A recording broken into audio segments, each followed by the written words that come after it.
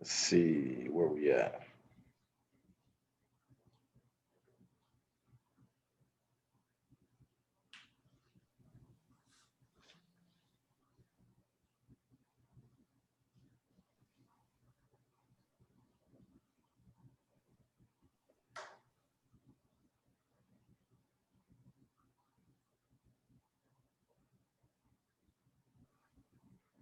All right, man, we're good to go. There we go. All right. And so, welcome everyone to another episode of Purpose Driven Pivot. I'm your host, Greg Clay. And it has been an awesome journey of interviews that we continue to have with remarkable people from my network that are talking not just about their journeys, but how they pivoted along the way. I'm very pleased to have a good friend of mine here joining us on this platform today, Chris Bruce. Chris, how you feeling, man? Oh man, I'm feeling black, brother. Hey, there it Real is. black. There it is. I like that sweatshirt too, man. Let the people see it. Hey man, black women matter, brother. Somebody has to tell them, remind them every day. There it is, Black man. So the message, you will see it the whole time during our conversation, man. They totally matter, man. Listen, folks, if you don't know Chris from this interview, you'll get a glimpse into his life. You'll get a glimpse into what motivates him. But there's also this big thing around leadership. That's one of the reasons why I wanted not just for Chris to join us now, but Chris was a part of the initial launch event that we had that really prompted these series back in June. And so Chris was able to come out, talk a little bit about what he does as a lobbyist and an attorney. It's really the three L's. Chris, you mentioned lobbyist, being a lawyer, and a lecturer, right? Right. The fourth one I'm adding folks to his is leadership, right? So there's these four L's that I think have been pillars around what this young man has been able to do and what he continues to do. And so lobbying, political director for ACLU, a lawyer, he has his own practice and firm where he represents folks. And I know, Chris, I'd love to talk about that first before we get into some of your lobbyist work. And then as a lecturer, listen, he's cutting the talents of the next generation at the collegiate level. And so, and also as a leader, last but not least, as a leader, this man has, that's how we met in the civic space. I don't even remember the first time we met, Bruce. I just know that when it comes to issues that count, we always either in the same room or on the same street or on the same list. You know what I mean? It's been beautiful to see your leadership. And so, folks, you're in for a treat with this conversation. And so he's also, let me add, from the East Side, he's in Atlanta. Shout out to the home team. East Side. And we could talk about the Bravos, the Braves, and also the Falcons too that caught the W today, and we hope the Braves push through as well. So, Chris, tell the people how you feeling, man. Right, it's a beautiful day in the A. We in the best city in the world, brother. I mean, I love this city. I love the people. I love what we stand for. I love the way that we fight. It never ends. So I wake up every day with a smile on my face saying, hey, it's another day to fight for justice, to fight for those who can't fight for themselves. So it's a very fulfilling type of life to have altogether. Indeed. And so let's jump into the lawyer lane. You started out. Now, where'd you go to law school, Chris? So the best law school in the South, Georgia. Okay. So yeah, go Dogs. Go Dogs. We won last night against Bama. They're not going to count it though. Like most black people, they don't count the wins. They just want to say, we got cheated. Some people showing up on sidelines that shouldn't be there because they tested wrong. But it's all good. It's all good because the national championship is still in reach. Still do something. But I mean, my Dogs are going to pull it out.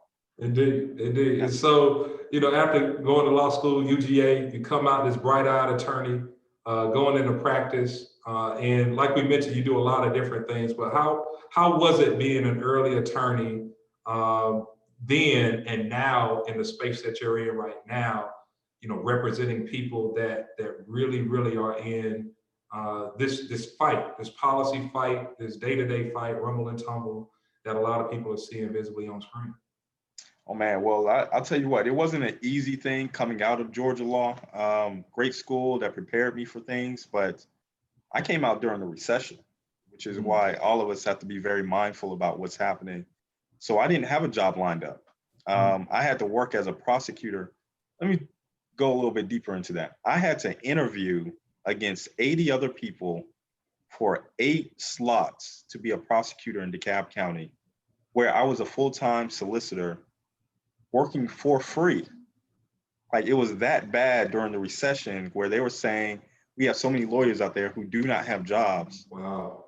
We're going to make you have a full-time job working for free just because, you know, as a lawyer, your value is with your experience. So I said, I have to get experience somewhere. Mhm. And luckily, I was able to do that for a while doing pretrial diversion. So I wasn't the person locking up people. I really saw the back ends of what prosecutors can do to really help out people who were in a pretty bad situation. Yeah, a So lot of youth folk that we've worked with have gone through those pretrial programs. Yeah. oh yeah, was happy to get like hundreds of people who would never see behind bars, who still contact me to this day of saying, thank you for finally giving me a break. Like some people have just gone through this life where they never caught a break. And then somebody's like, hey, I never want to see you in this courtroom again. So I'm gonna give you this chance. But next time you come in, it's gonna be a problem. So Mhm. that's where I really saw a need for justice in the system. Like I think what prosecutors have, they have a very limited role of saying you can either just let somebody go or you can put them in jail. And there's so many other avenues of saying we can get you mental, we can get you a job, we can do everything else. I think that's really the role of a prosecutor. And I was fortunate enough to see that up front of saying we could do so much more for our community Yeah. instead of just putting people in jail. Yeah. Yeah. Mhm. And that advocacy from the judicial branch of governance. And I think that's a lot of things that people don't necessarily add to the mix or add to the conversation. You know, as an attorney, sometimes as a practitioner, I think that might get lost on, you know, some of the real policy things happening in the judicial space, especially in a solicitor's office or district attorney's office, just a rumble and tumble of people coming in and out of contact with you on a daily, weekly, monthly basis. hmm I think you're really hitting on it, especially with this call to action from grassroots communities and just the citizenry of saying we want a different type of police department. The police do not have to act this way. There's a difference between law enforcement and public safety. You can take that into the whole entire system of saying prosecutors need to be equipped with the resources and be charged with saying we want you to heal the community, not just go ahead and say we're going to go and lock you up. So I used Ahmaud Arbery's situation as an example. It's great that the McMichaels are being brought to justice after they were uh, sleeping in their beds for over 73 days for this whole entire time. I know it's crazy, but Right. justice to me is when it doesn't happen again. So while the McMichaels are now arrested and being prosecuted, the police department that practically deputized these two individuals, these two racists, nothing has happened to the police department. So I've been going to Brunswick trying to set up a citizens review board over the Mhm. police department of saying there needs to be accountability within this. Yeah. Putting them in jail is not enough. Mhm. Having it so that the community has another avenue. So when this does happen again, there's either accountability or let's be proactive to make sure it doesn't happen again. And Mhm. that's what prosecutors should be doing, or the community and the commissioners. And Chris, you spent a lot of time, as you mentioned, in Brunswick. My first time going out was in support of a walk run that supported the Arbery family, and his mom ended up coming out in the tone of the city. As Shawnee and I kind of went around, even you know during that time, it was just a very you could feel it right in that city, and you see it all the time. And for what's next in that environment, especially for you, someone that's on the ground there, you know, what do you think about, you know, the upcoming DA race? What do you think about, and you don't have to necessarily say you endorse or not, I mean, just the environment there. Of course, I love the idea around the Citizens Review Board, that layer in Atlanta. We've had one for quite some time. Shout out to Mm-hmm. Cecilia Torrance, who's chairing the Citizen Review Board, doing a remarkable job.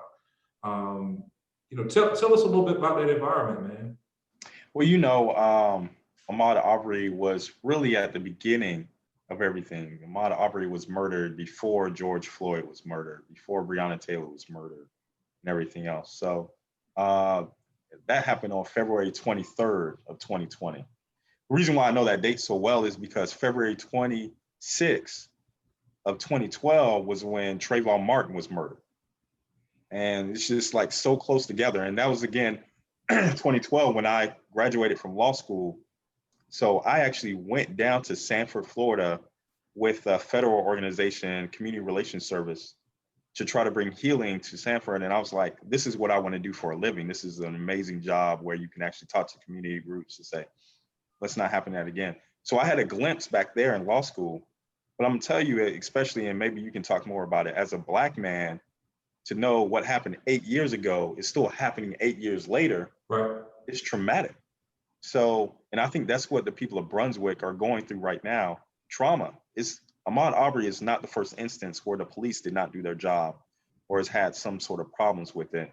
So really setting up a citizen review board and equipping, empowering, and educating that community of saying you deserve better. So you should demand better from the police department, from the prosecutor, from your commissioners altogether. You know, and it a lot of those conversations, Chris, when you talk about accountability over time, of course, with the elected officials, of course, with the judges, of course, with the district attorneys, you know, the city managers, the county managers, the police chiefs, the police captains, you know, that accountability across the end of that spectrum of people that are, you know, a part of the system, you just don't hear, right? A lot of this internal reform, you hear a lot of conversations around, you know, reimagining policing from a budgetary standpoint. I love the idea of getting more mental health professionals involved and engaged, especially when you look at a lot of the calls related to domestic violence are a big part of kind of the rumble and tumble of what police departments do. But you know, there's just this overarching responsibility where you don't see police chiefs. And it's odd because we recently hosted a conversation with the interim police chief of Atlanta. That's very outside the norm for this national conversation that's happening. I mean, for you to, again, for someone that's in the role that you serve, what are you getting a different take on that, or is it more so like nobody's really stepping up to organize this national conversation related to it? You know, it's interesting to see how all the dynamics are coming together. There have been groups who have been calling for change for so long that have been ignored back then and are still being ignored now, Mhm. that I think they should be elevated and saying, you know, this old system or the system that we have right now really needs to have a drastic change. Mhm. So even when it comes to searching for a new police chief, when it comes to getting new leadership, it doesn't matter who you put in charge. If you have the same system put up, it's going to be the same type of results. Mhm. So now I tell people all the time, like, police departments in the United States have a direct lineage with slave patrols that were based in the Carolinas, right? Those were the first police departments, state ran, state funded Mhm. police departments that we had, where they would go around and ask you for your papers, make sure you're not causing trouble, Mhm. or actually lead lynch mobs to kill, especially African Americans. So we say the police shouldn't be doing this. The police are doing exactly what they were designed to do from the beginning. It's Or even called. jailing black men, you know, for profits on the other side, you know, Mm-hmm, across the Southeast mm-hmm. in the private prisons, in the public. I mean, it is it's a pandemic that has been, I mean, decades, happening for decades, man. I'm glad you brought that up because I don't think people really see the money side to this. Yeah.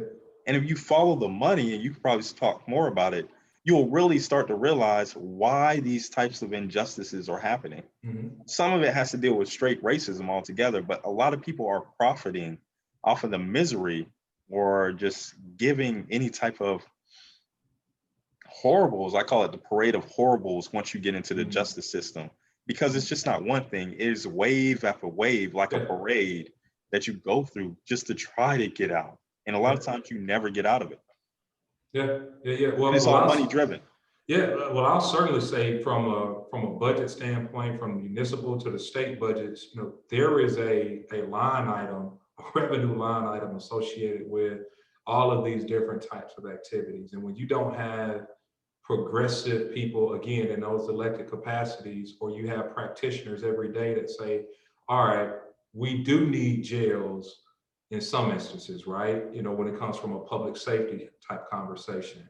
But this systematic run that says we've got to keep it at a certain level in order for folks to have their jobs in rural areas. I mean, that's not just happening across the Southeast, that's happening across the country, right? To where you've got these public buildings or these private buildings tied to these quasi-governmental entities where the commodity, the pipeline commodity, are people that are considered maybe the least of these in neighborhoods and are in and out, or sometimes always in those establishments. And it is something that just sickens me, Chris. Mm-hmm. And that is why I think the sense of urgency around these conversations is very relevant. And even switching lanes to your work that you do through ACLU, I'd love for folks to learn more about, you don't have to go very deep. I know that as a professional, you can't tell everybody everything. But I tell everybody whatever. But yeah, so as an advocate, I don't want to get you know what I mean? But as an advocate, these types of conversations that you're having at the state capitol, again, down in Brunswick, right? These are really, really big conversations that folks need to consider. In addition to all of the, I know voting is right around the corner, but having a civic president in these spaces to be a better advocate. I mean, what's your message around that now as an attorney or as a lawyer, even in the ACLU folk? How long have you been with them again, Chris? Almost 4 years now. 4 years, man. January of 2017 is when I joined. Man, time flies, man. We're extremely proud of you too, being Thank in you, this brother. space. Thank you. What is your message to people that say, all right, I'm watching this, I'm listening to Greg and Chris, I'd love to be a bigger advocate in that space around what we've been, referencing. Where should people start? What should people, what's that gateway experience? Man, I always say, and I took it really from Urban League, make your mark in the movement, right?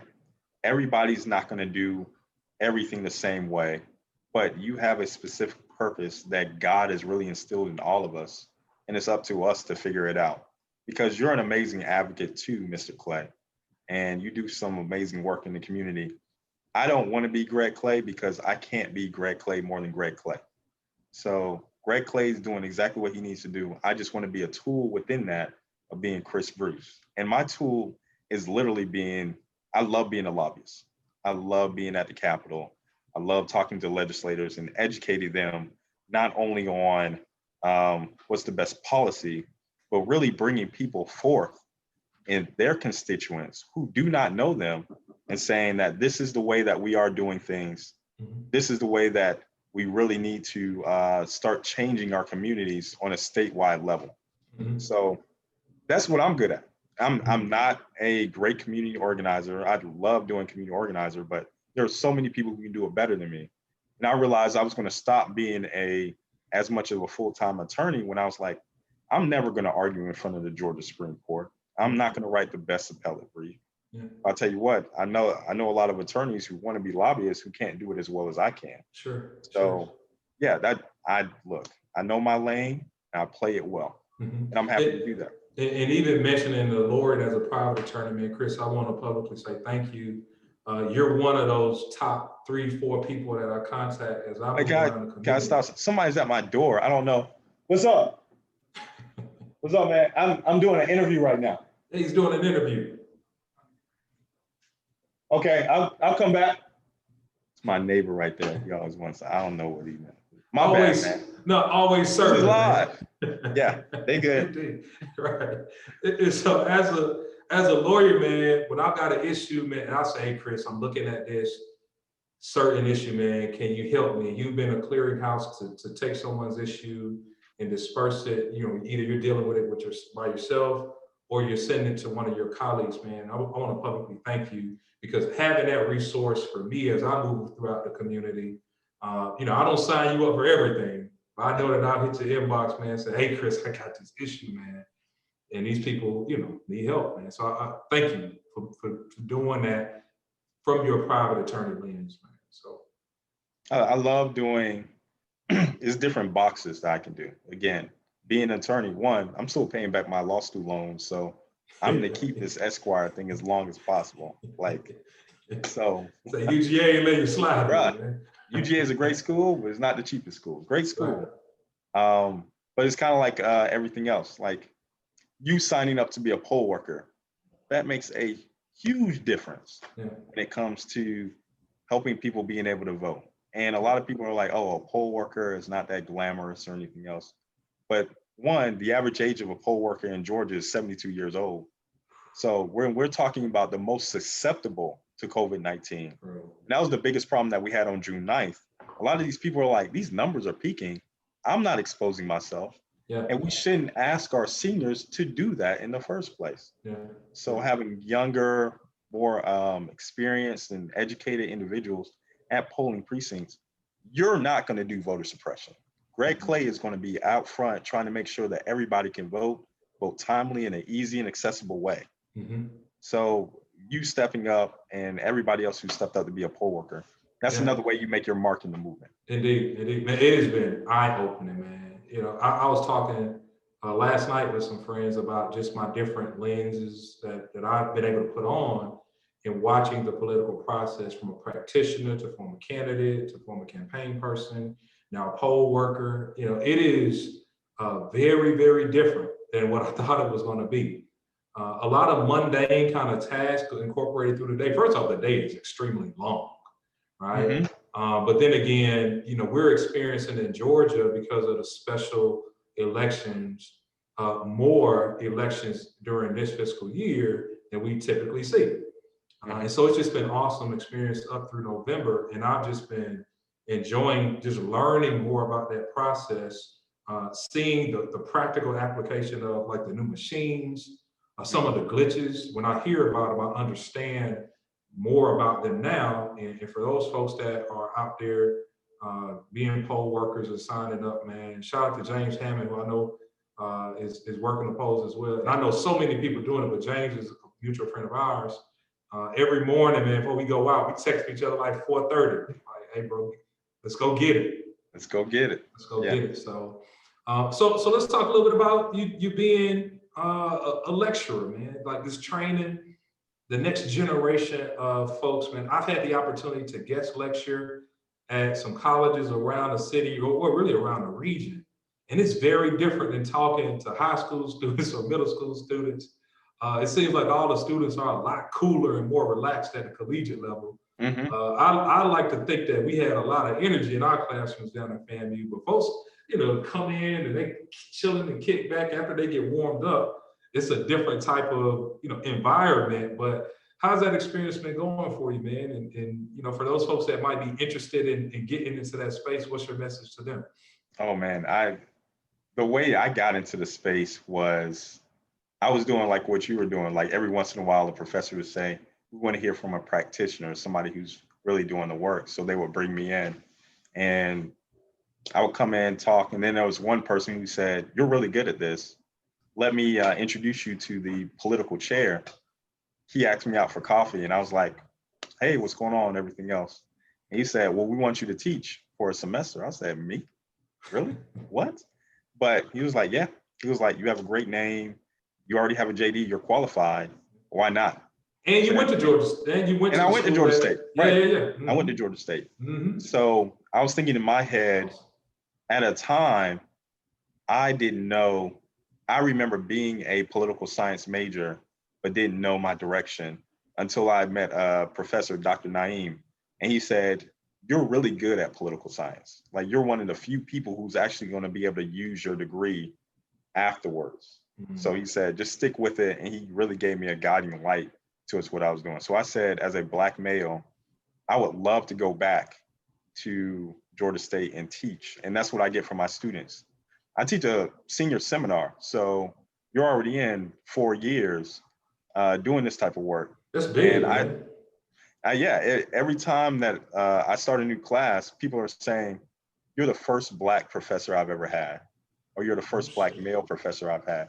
Georgia State graduates the most amount of African Americans in the nation. It's been what, like 8 years in a row? And for me to be the first Black professor, and I've had conversations with the political science department about increasing those levels too. But I mean, when I tell you I love teaching these students, it is amazing. Shout out to all the educators out there.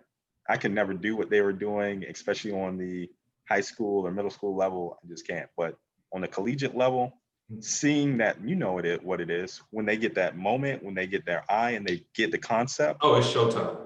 it's right. It's amazing. It's They're like, almost wow, this like students go from this to kind of this, and then it's just like a oh, they're surge, in. and Right. it happens every single time, man. That's just what's interesting at the collegiate level. It's different than any other setting, man. Love it. So one of the lectures I love to start off with is what you were talking about before.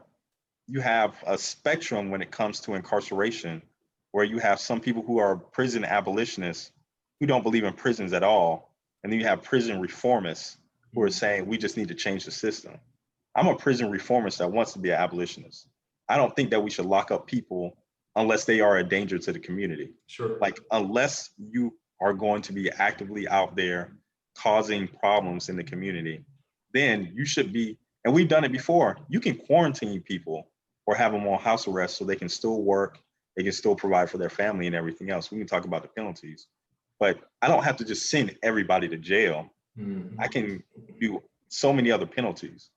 And prison abolitionists, they just say no prisons, nowhere. But we do have some dangerous people out there. So that's where you're really trying to get through the ailments of the community. So having them saying, oh, I don't have to just be one part of prison abolitionists or prison reformists, our current system, more conservative or more judiciary, where we're sending everybody to prison, and saying, where do you fit on this mark or this table? And now they have a new tool right now. We're really thinking through these problems. I have students emailing me now from last semester. They're saying this defunding the police type of conversations, they're really starting off with that lecture and educating their friends about it and talking to other people in their neighborhood. But what I encourage them to do is always talk to your elected official, because they're the ones who are going to be making that policy. So now they're educating enough to have those type of conversations with them to really, so they can shape the policies within their community. Totally. When you started to lecture as a professor, full time, just in a regular rhythm. First off, balancing out, now being in the classroom and grading, papers, or just keeping students accountable to the learning experience.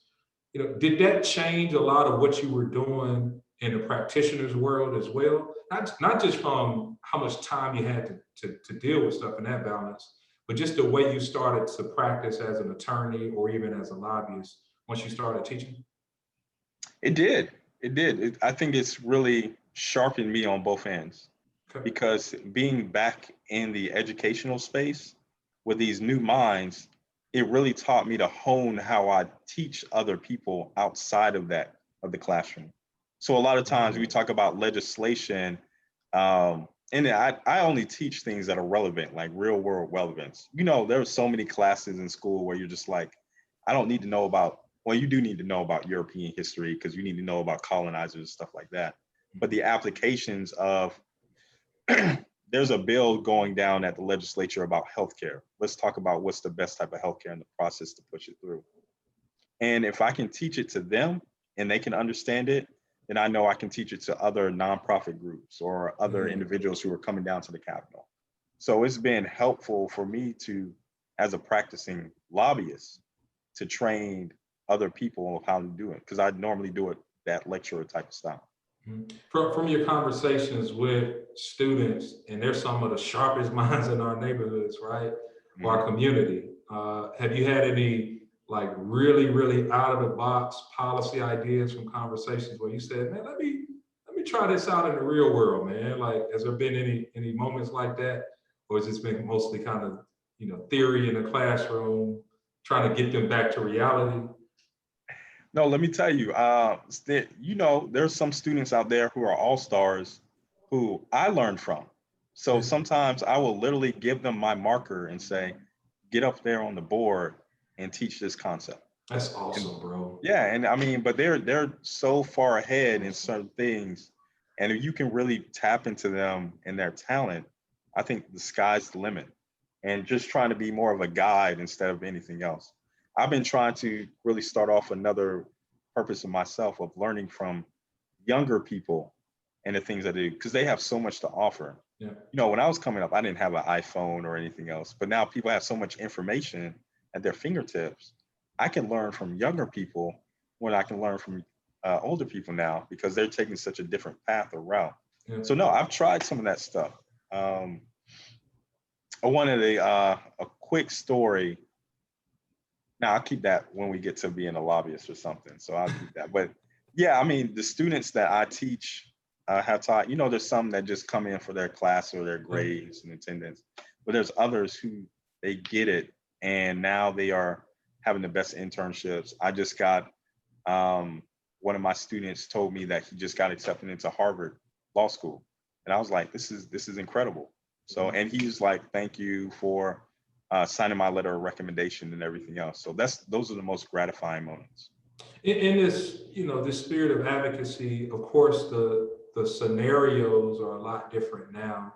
A lot more practical solutions have to be birthed out of these conversations. Some of those things, policy related, going back to those things within this judicial lens and how you talk about that with your students.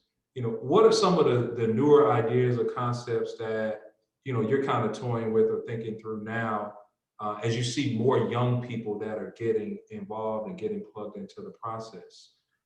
Has it been a lot like your experience when you were back early 20s, when mentors are trying to guide you through it, or is it just kind of totally different now?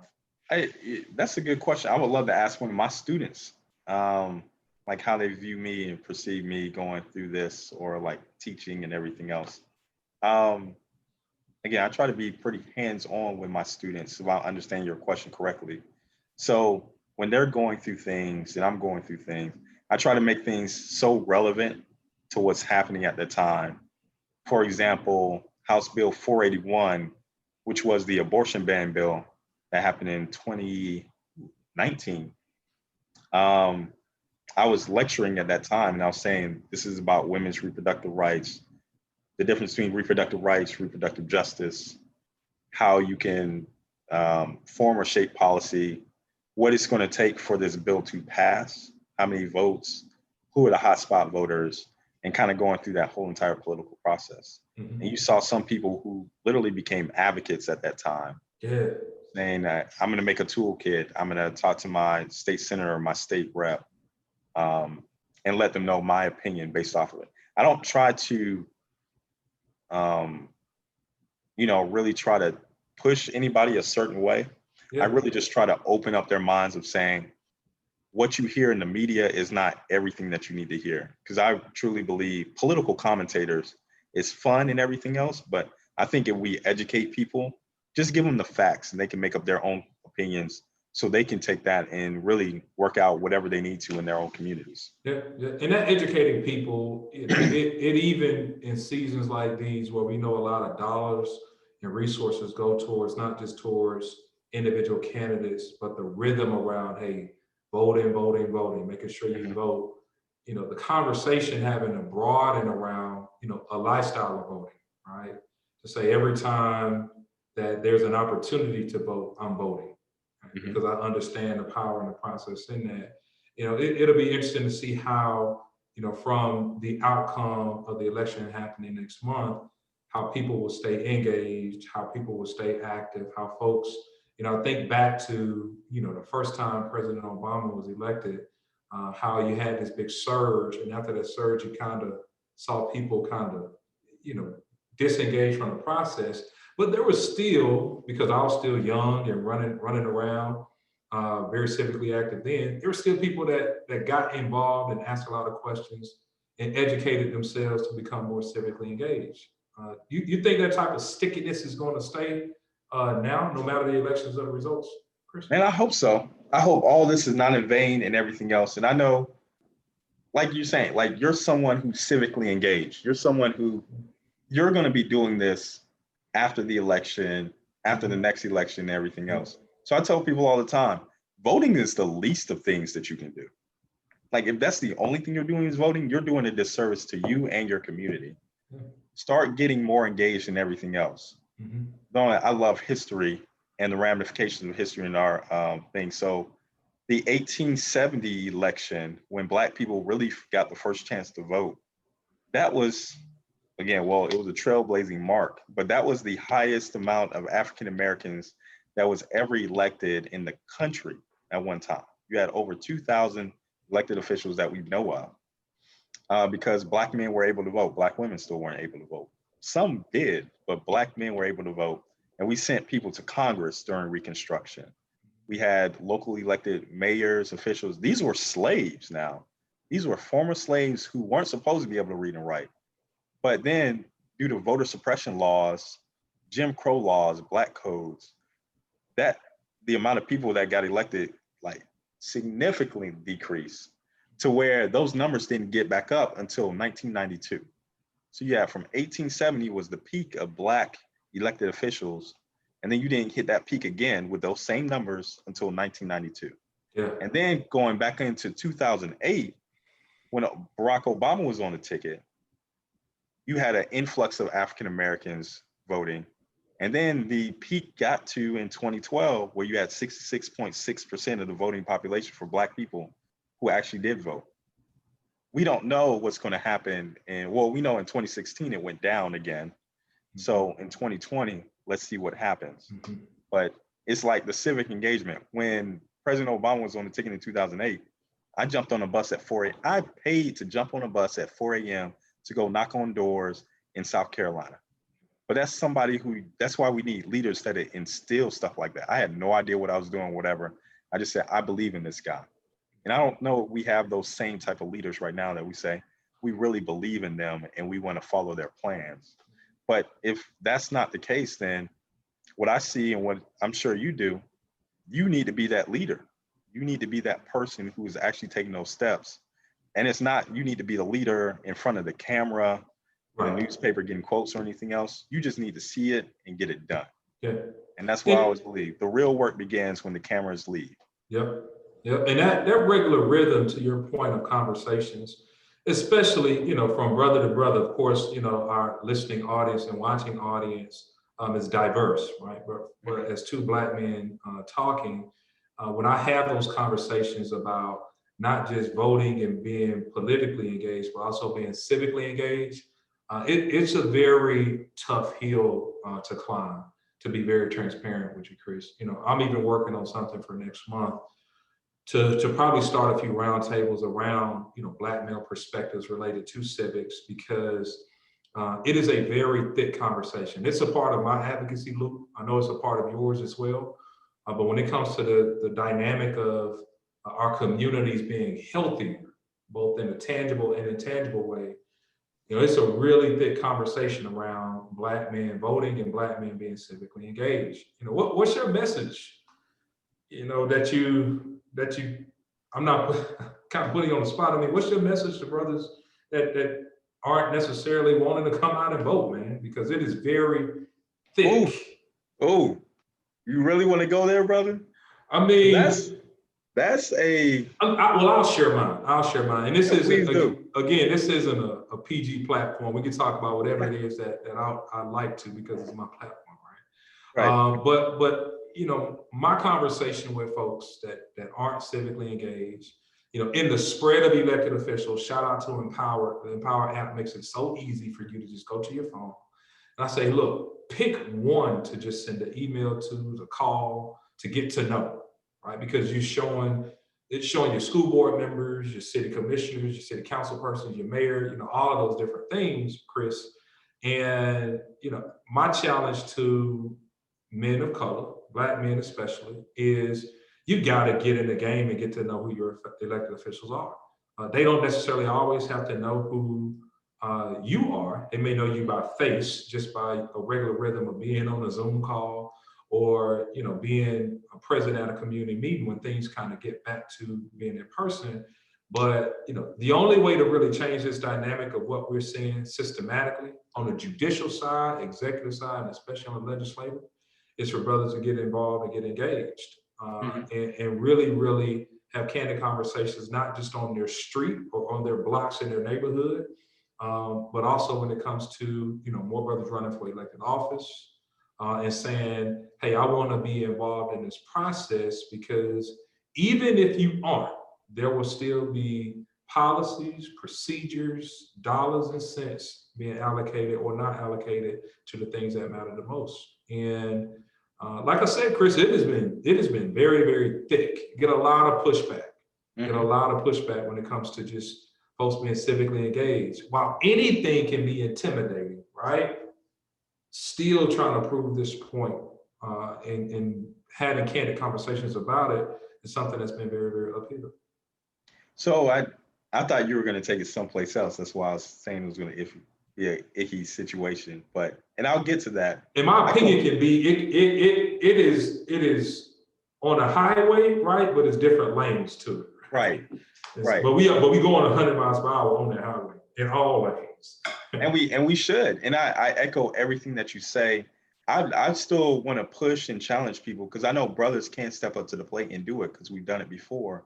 Like you were saying, like elected officials, they may not need to know their names. I'm saying that they do. I'm saying that you need to be in your elected official's face every time and say, this is what you need to be doing about the issue that you really are passionate about. Yeah. Let's just start there. I was in a great roundtable with brothers in Brunswick, and we went around and said, what issue do you want to see changed? And they said healthcare. They said jobs. They said police reform and everything else. They said, what changes do you want? Or how do you want this public to see you? And a lot of people say, I don't want to be stopped by the police and be scared. Yeah. I want to be able to bring home money to my family. I want to be able to go to the hospital whenever I want. Yeah. My answer was, I want to be treated like a white man, period. Because I was like, that means I'm not scared of police. Yeah. That means I have the best jobs and the best opportunities and resources. That means I have the best. Now, notice, I didn't say I want to be a white man, Right. because I don't. I love being a black man. Mm. I just want the same privileges that white men experience here in America without the same discriminations that I have as a black man, Sure.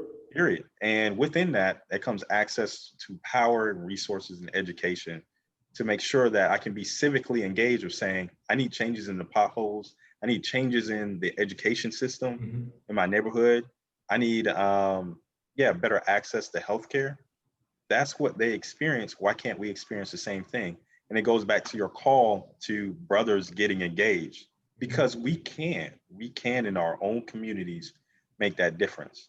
So I thought you were going to talk about some brothers who are civically engaged who may say don't vote, or they are starting a new party, or they're doing, all these other things. And I that's got you. that's where I was like, I got you.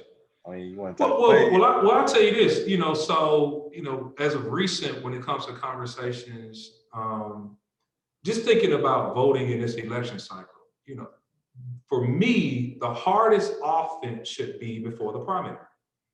The Mhm. hardest offense of creative thought inside and outside the box. You got 9, 10, this year, 11, 12 candidates that you're looking at. Hard offense needs to be played, conversations, whether you're talking to 3, whether you're talking to 10. After the primary, it's all defense, in my mind. And if you get a pick six, right, a Falcons pick six oh and run boy, it here we back and go. score 6 points, right? Right, right. Okay, cool. Yeah. But after the primary, when you talk about creative policy for the options out there, especially as someone that is going to vote. See, part of the issue is you have folks that aren't voters. Right. I'm a voter. Big issue. Meaning that in Greg's household, I am going to go vote no matter who's on the ballot at any time. I'm a voter. People can pull my record, right? And so, even being a poll worker, I've seen people come in and say, well, I don't know anybody that's on the ballot. So here's a sample ballot over there on the wall. They'll look at the names, they'll go back outside, and they might take 20 minutes, or it might take 2 hours, or however much time they'll come back in and make somewhat of the best decision that they could possibly make. So you don't have to necessarily know all the folks on the ballot, right? even in some smaller races, you can still cast a ballot and write your name on the ballot. You know what I mean? Mm-hmm. But at the end of the process, they said, hey, Greg has still come in and casted a ballot because I know my voice is my voice, my fight is my fight, my vote is my vote, my opinion is my opinion. I want my vote to be cast every single time when it's an election coming forward. And for those folks that are in the civic space, especially when you talk about presidentials, all of that hard offense, if you weren't saying, hey, Senator Harris, or hey, what's Pete Buttigieg, like all of the folks that were in the race, if you weren't pushing all of that stuff on the offense before the primary, afterwards, it's tough for me to digest a lot of those conversations because now it's a little bit different because you got to play defense. And all the time, your perspectives might not be included at the table. But as a voter, I'm not staying at home. There's absolutely no way. And for people that say, I'll stay at home, that's what you get me, right? Because now I know the difference between you and voters. Like, people that say I'm staying at home because I don't like what people are telling me through the TV, we've got to evolve our thinking and mature our thinking around that as people that are involved in the political process. And it makes it really easy when you're thinking about just your glimpse of time. But when you think about the historical narrative associated with Black folks in this country, descendants of slaves that have fought for the right to vote, real convenient to sit at the house and say, well, I don't like anything that I'm seeing or hearing, so I'm not going to be plugged in. That's not the message that I'm pushing at all. I lean on that 6-lane highway, right? It might be the far right lane, but we going 100 miles per hour on that conversation as well. And look, I'm here for it. These are open conversations. If folks want to, I'm not going to, be on social media going back and forth, but we could certainly set up something to have that conversation because I think it's an important and healthy one. Things certainly don't have to be one-sided, but with that opinion about leaning in before the primary versus afterwards, offense versus defense going into November, I'll rest my case on that. But I'm interviewing you, Chris, so I want to get your thoughts, man. No, I love the way that you laid it out too, because in Falcons fashion, that's what happens. It's the offense is going to put up all these points in the first half. And then it's on the defensive side to win the game. Because games are won by defense in any sport. Games, if you want to be a champion, you win it through defense. So for us, really, we have to put as much points at the best policy and keep evolving in the first half. But then after that, second half is getting everybody out to vote and everything else. I put it more towards the census because there's been education around the census. You have to fill out your census form for those dollars to come in. What's the new deadline on census, Chris? It just passed. I think it was this past Friday. It was this past Friday? I thought they pushed it. I thought there was another push. They got it pushed back so many times and it's still going through the courts. Okay. Yeah. So it's one of those things where if you don't fill out your census, those dollars don't come into your community, which means schooling, roads, urban planning, federal dollars and state dollars don't come into your community. When it comes to voting, representation that lends itself to the electoral college, the ability to gain congressional seats. It's so much attached to it, man. Hospitals, once you cross that civic threshold, all of that is so much that's there, Chris, that creates a very complex, advocacy loop, but it's no easy way around it. It's just not a short conversation, man. So when you know that, and this is what candidates do, they look at the areas that vote the most.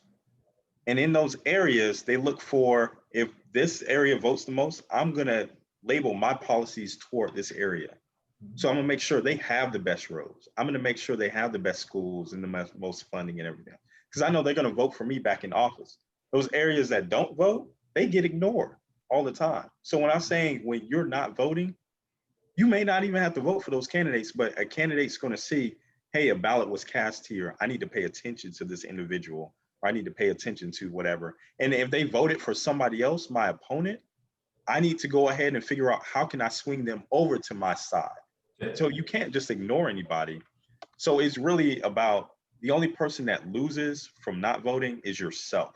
Yeah. Well, your community too, Your because again, it's a community. lack of representation. Man, in presidentials, a lot of people, folks that are watching, a lot of people come out, cast ballots for presidentials. We need everybody listening, watching to make sure that everybody in your network is casting a ballot and voting. But like Bruce mentioned, or Chris mentioned, Say on Bruce that is candidate side, Mhm. right? When it's not a presidential election going on, folks are looking for sometimes people that aren't even voting in the presidentials, because people Mhm. know in the political space that the folks that are voting on these smaller races, mayoral races, city council races, those are the people that have a high propensity to come back out and vote. And it's just naturally higher during presidential races because of the amount of money, because of the amount of marketing, because of the amount of messaging that goes into advocating for the electorate. Mhm. Yeah. And It's so if you're huge. watching and you're not a person that votes, we telling you not just to vote this time, but get involved and get plugged in to be a voter. Be labeled as a voter, right? Super First and voter. foremost. Yeah, as a super voter, especially because people can pull that information up. And I'll tell you, the conversation changes, Chris. When you're talking to someone and then you find out that they're not a voter, What's the point? Yeah. it's a different piece of leverage that you have when you're somebody that says, hey, I'm a voter on a street that votes, in a neighborhood that votes. Mhm. That's the goal. And that's powerful, especially down at the Capitol, because I can tell you up front, those legislators, they don't hear from people typically. So when they do hear from somebody saying, I'm your constituent and I live in this neighborhood, they know that before they are contacted, that legislator's contacted, that individual's talked to those neighbors. That individual's talked to their friends in that community. That individual knows that they're going to be talking. So that legislator does pay attention because it's not just that one vote, is that whole neighborhood and that whole community Mm-hmm. that's full of voters. And this is Mm-hmm. just a little representation. It's a sample of that community Simple. and the mindset within it. So that's why they pay attention to every phone call, every letter, everything that goes along with it. Because it's not just that one vote, it's literally a litany or a plethora of other people that that person may be following or influencing as well. Because Indeed. you're going to go back and say, I talked to Representative so and so and they said this. Is that acceptable or not? And you're going to have to hear from them every 2 years when your name's on the ballot again. Yeah, yeah, that's good. That's good, Bruce. Man, I didn't expect us to get into it like this, man, but it's beautiful, absolutely beautiful, Yeah, man. brother. I like to keep these things at an hour or so, and as we approach kind of that mark, Chris, and I want to Oh be man, certainly we're almost at an respectful. hour already. And listen, man, folks are enjoying it, man. I got a few comments that came through. Shout out to the folks that are tuning in. I really, really, Chris, man, have been a bystander to your leadership, man. And I just think back to our conversations years ago and talking about leadership, man. And I appreciate your friendship, especially in as many different spaces and how we serve. But man, when it comes to the origin of dialogues and even this platform of how people pivot, and Chris, you've really, really even during this conversation, talked to how you have maneuvered and navigated through things. But I know on your journey, man, it hasn't necessarily been the easiest. But brother, it's good to see you where you are. And like I said before, man, we are extremely, extremely proud of you, man. And so, the future for Chris Bruce, man, what does that look like when it comes to being a lawyer, being a lecturer, being a lobbyist, being a leader? What does that look like for you? Give folks a glimpse into that. That's a good question, and I'll go back to kind of what you were saying before. I do remember when we first met. It was at New Leaders Council, and it was when I was going through the process of getting selected and stuff like that. So I I'm not self-made. I feel like a lot of people have invested in me, like yourself, and the organizations and the groups that invested in me. So now I give back to those groups and those organizations or the community as a whole. And that's one of the first places that we actually did meet and talk. Now I'll never You forget sure it one was of. New Leaders Council, man? I'm pretty sure. I'm pretty sure. I'm pretty sure Okay. it was one. It was the interview process, and then it was my first 2013 class. Crazy Okay. Okay. class. I think I leaned in on that class too, man. Shout Oh yeah, out, you shout were out, definitely in there. shout out to New Leaders Council folks, Shout out man. New Leaders Council. it still makes, I don't know if, I mean, I think I'd still be engaged, but I don't know if I would know great people like yourself. Like, for instance, it was more of a, and this is what guides me now, and I tell my class to it. I don't know if you remember that phone call. No, it wasn't a phone call. We were in person, and I was like, I'm starting to get these phone calls from people about, fixing these problems. And you said people only call people who make a difference, who they know they can get a solution from. Mm. And I was like, oh, that does make sense, right? Mm. You don't call somebody to, you call the fire department to put out a fire. You don't call the police department to put out a fire. That's not their job. Or you call somebody in your neighborhood, if I'm stuck on the side of the road and you think about who can I call to rely on to get me back in, and if they're calling you, it's not because they want to take advantage of you or anything else. It's because you can bring results to the table. And that's really the future for Chris Bruce, really. Like I said, Chris, I remember that, man. It's the remember that? watchers, the callers, and the There we call. go. Yeah, there we go. And all of Why them don't you folks, explain that concept to people? man, listen, and folks, man, I don't know if we got enough time. All three of those roles are leadership lanes. Don't get it twisted. So all three of those roles, the watchers, the callers, and the call, are leadership lanes. And sometimes we're in a room with some leaders, they're the watchers. They sit back, they watch what's going on, they still make things happen, but they're different than the callers. The callers are those people that are making things happen, getting solutions going. You know what I mean? They're people. A lot of people are in that caller space. They're well connected, but at the last level, man, when you get to people like Chris Bruce and people like him with his experience, you are the called. And not just called in a divine way, but when people say, "Hey, we got to get people in this room. We know that we have to get these solutions." And I'm picking up the phone, I'm sending a text message, I'm sending an email to a Chris Bruce because he is a call, right? And it's very inconvenient at times. It's a very heavy burden once you get to that leadership lane to where you want to call folks, because there's extreme responsibility in that. And I firmly believe that once you show that you're consistent, once you show that your heart is in the right place, people like you, Chris, you do become one of those called folks. And it's something that I don't take lightly. I know that you don't take it lightly. And for people that, listening that say, you know what, that is a thing that I compete. Those people that are called, that get them at 2:00 in the morning or 2:00 in the afternoon, you recognize it, brother, because that 80-20 rule, that 20% of people doing 80% of the work, is really, even in times like these, it's a 90-10. 10% of people are doing 90% of the work.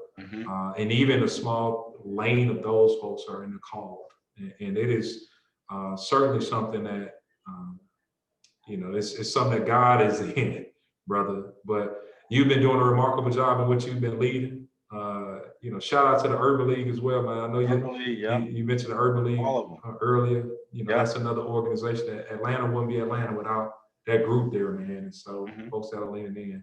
But that's the quick version of that, man. I'm glad you remember that combo, man. We got a lot of memories, Bruce.